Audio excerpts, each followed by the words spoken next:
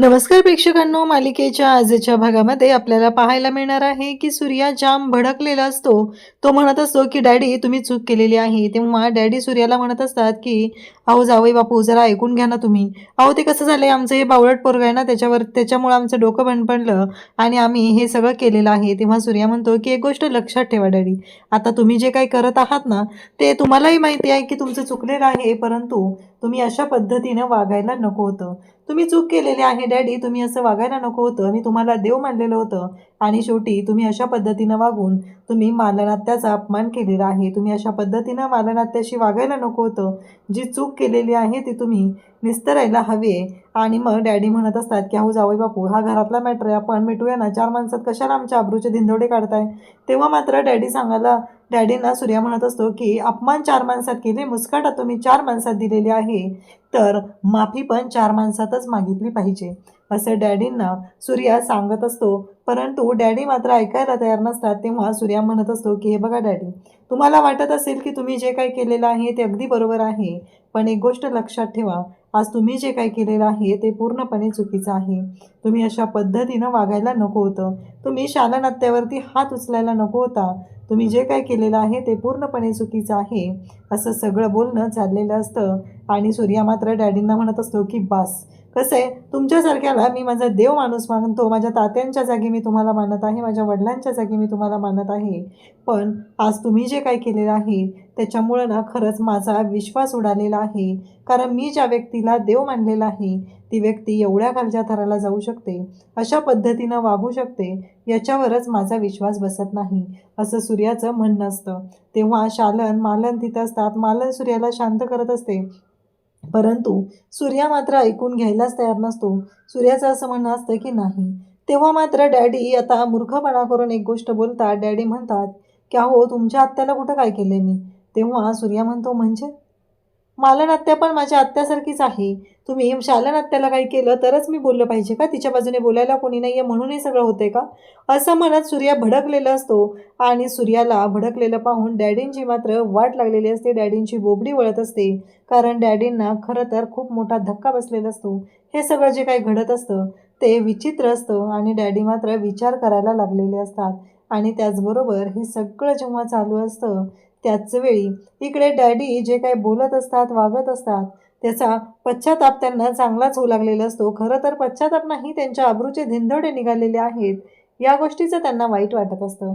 इकडं सूर्या म्हणतो की तुम्हाला तुमची चूक जोपर्यंत कळत नाही तोपर्यंत या दोघीजणी माझ्यासोबत राहतील आणि मी त्यांना घरी घेऊन जात आहे मानाने, असं सूर्या सांगत असतो. आणि तेव्हा मात्र आता डॅडींची चांगलीच सरकलेली असते. डॅडींना कळायचं बंद होतं, कारण जे काही घडलेलं असतं ते डॅडींच्या मूर्खपणामुळे घडलेलं असतं आणि डॅडी चांगलेच तोंडावर पडलेले असतात. इकडे शालन आणि मालन या दोघींनाही घेऊन सूर्या निघालेला असतो. सूर्याने निर्णय घेतलेला असतो की आता कोणालाही तिथे कोणाच्या पुढेही झुकायचं नाही, असा निर्णय सूर्याने घेतलेला असतो आणि सूर्या निघालेला असतो. इकडे शत्रू खूपच चिडलेला असतो. तो बाहेर आलेला असतो आणि एका झाडावरती हात आपटत असतो. त्याने ज्या चुका केलेल्या असतात, त्याने जो मूर्खपणा केलेला असतो, त्याची शिक्षा ही स्वतःला तो करून घेत असतो. त्यासोबतच इकडे पाहायला मिळतं की जेव्हा या सर्व गोष्टी घडत असतात तेव्हा मात्र त्याच्याकडे आलेला असतो तो म्हणजे शशिकांत सरनोबत यांचा भाऊ, म्हणजे ज्याचं लग्न तुळजासोबत ठरलेलं होतं, तो तिथं आलेला असतो. आणि तो शत्रूला म्हणत असतो की खरंच अरे भावा, तू मूर्खपणा केलास. स्वतःच्या बायकोवरती परडीच्या इथं तू आळ घ्यायची काहीच गरज नव्हती, तुला माहिती होतं ना. तेव्हा शत्रू म्हणतो की हा सगळा डॅडींचा प्लॅन होता.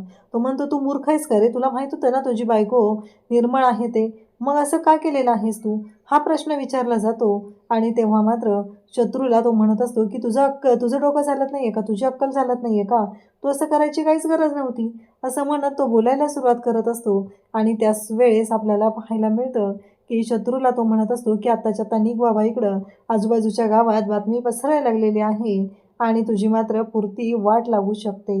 हे सगळं बोलणं दोघांचंही चाललेलं असतं. आणि शत्रूला मात्र तो समजत असतो, हे बघ, तू जर इथनं गेला नाहीस तर तुझी वाट लागेल, तुझी वरात निघल. आणि तो म्हणतो की आता डॅडीकडे वगैरे जाऊ नको, स्वतःच्या स्वतः जा इथून, जर तू इथून गेला नाही तर तुझी वाट लागणार, हे मात्र नक्की आहे. आता त्याने तर इकडे शत्रूला चांगलीच भीती घातलेली असते आणि शत्रूला सांगितलेलं असतं की लवकरात लवकर निघ बाबा, तुझी जी काही चूक झालेली आहे त्याची शिक्षा तुला भोगावी लागणार आहे. इकडे आपल्याला पाहायला मिळतं की तुळजा सगळेजण घरी आलेले असतात आणि मग इकडे सूर्याला तुळजा समजवत असते. सूर्या तू थोडं शांत हो असं म्हणत असते, कारण जे काय झालेलं आहे त्याचा मनस्ताप होणं स्वाभाविक आहे, पण एवढा पण त्रास स्वतःला करून नको घेऊ सूर्या, असं तुळजाचं म्हणणं असतं. आणि तुळजा जी आहे ती सूर्याची समजूत घालत असते, त्याला सांगत असते.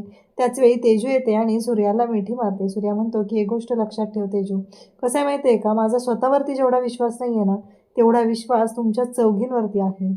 त्यामुळं अजिबात काळजी करायची गरज नाही. मी कायम तुमच्या पाठीशी आहे. आणि त्याचवेळी सूर्या तिला म्हणत असतो की माझ्या 4 बहिणी आहेत ना, माझा अभिमान आहे. त्यांच्या बाबतीत मी कधीच चुकीचं ऐकून घेणार नाही आणि कोणी चुकीचं करत असेल तर त्याला शिक्षाही भोगावीच लागणार आहे, असं सूर्याने इथे स्पष्टपणे सांगितलेलं असतं. सूर्याचं असं म्हणणं असतं की माझ्या बहिणींच्या बाबतीत जर कोणी चुकीचं काही करण्याचा प्रयत्न केला तर मात्र मी शांत राहणार नाही. इकडे डॅडी घरी आलेले असतात. डॅडी मात्र जाम वैतागलेले असतात. सूर्या तुला सोडणार नाही, तू माझ्या घरच्या बायकांना घेऊन गेलेला आहे आणि माझ्या घरातल्या बायकांना घेऊन 4 माणसात माझी इज्जत काढलेली आहे. आता तुला सोडत नसतो, आता तुझी कशी वाट लावतो ते बघ, असं इकडे डॅडींचं बोलणं चाललेलं असतं. आणि डॅडी मात्र चुकीचा विचार करत असतात. डॅडींच्या लक्षात येत नसतं की ते आत्ता काय वागत आहेत आणि काय बोलत आहेत, कारण काहीही झालं तरीही सूर्याने एक गोष्ट केलेली असते, ती म्हणजे डॅडींच्या बाबतीत त्याने जो निर्णय घेतलेला असतो, शालन मालन आणि तेजू या तिघींनाही घेऊन सूर्या पुढे आलेला असतो. कारण सूर्याला माहिती असतं की डॅडी चुकलेले आहेत, डॅडींची चूक झालेली आहे, ही गोष्ट सूर्याच्या लक्षात असते आणि म्हणूनच तर सूर्याने हा निर्णय घेतलेला असतो. त्यासोबतच इकडे पाहायला मिळतं की सूर्या जो आहे तो प्रत्येक वेळेस मार्ग काढायचा प्रयत्न करत असतो, पण इकडे डॅडींनी प्रत्येक वेळेस काहीतरी प्रॉब्लेम क्रिएट केलेले असतात. इकडे मालन मात्र घाबरलेली असते. ती म्हणत असते की सूर्या, मला असं वाटतंय की तुला माहिती आहे ना मालक कसे आहेत, अरे ते सगळं चुकून झालेलं आहे. सूर्या म्हणतो की हे बघ मालन आत्या, चुकून जरी झालं असलं तरी बाईवरती हात नाही उचलला पाहिजे, बाईचा सन्मान केला पाहिजे. हात हा बाईवरती उचलण्यासाठी नसतो तर तिचा सन्मान करण्यासाठी असतो आणि डॅडींना ही गोष्ट कळली पाहिजे, असं सूर्याचं म्हणणं असतं. आणि सूर्या मात्र समजावत असतो, समजून सांगत असतो. परंतु इकडे भागू म्हणते की अगं तुला माहिती आहे का आत्या, त्या एका गावात असंच झालेलं आहे, सुनेवरती छळ करून त्यांनी सुनेला मारून टाकलं आणि त्या बिचारीने आत्महत्या केलेली आहे. त्यामुळं मला असं वाटतंय की डॅडी चुकलेले आहेत. आणि मग तिथे तेजू असते आणि मग सूर्या तेजूला म्हणत असतो की तुझ्या बाबतीत असं काही झालं आहे का तेजू, असं असेल तर सांग, तुझ्या मनात कधी असे विचार येतात का. असं बोलल्यानंतर इकडे तेजू शांत होते आणि म्हणते की नाही, मला हिला असं नाही सांगितलं पाहिजे, कारण तिचा लग्नावरती विश्वास उडून जाईल, कारण तेजूच्या बाबतीतही ते सगळं घडलेलं आहे. तेजूला प्रत्येक वेळेस वाटत आहे पण आता पोटात तिच्या बाळ आहे आणि त्या बाळासाठी ती शांत राहत आहे.